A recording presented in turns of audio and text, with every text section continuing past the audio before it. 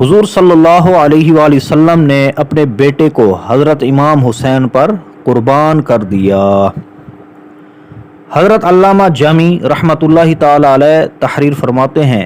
کہ ایک دن سید عالم صلی اللہ علیہ وآلہ وسلم حضرت امام حسین رضی اللہ تعالی عنہ کو اپنے دانے اور اپنے صاحبزادے حضرت ابراہیم رضی اللہ تعالی عنہ کو اپنے بائیں بٹھائے ہوئے تھے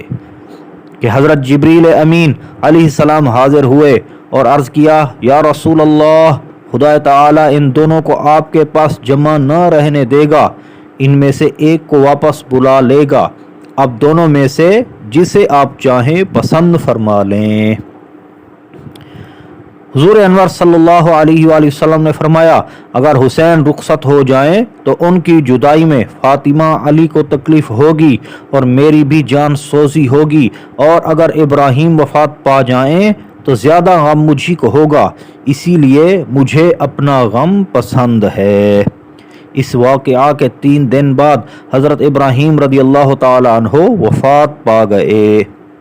اس کے بعد جب بھی حضرت امام حسین رضی اللہ تعالی عنہ نبی کریم صلی اللہ علیہ وآلہ وسلم کی خدمت میں آتے،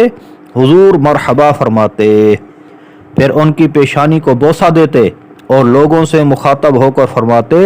کہ میں نے حسین پر اپنے بیٹے ابراہیم کو قربان کر دیا۔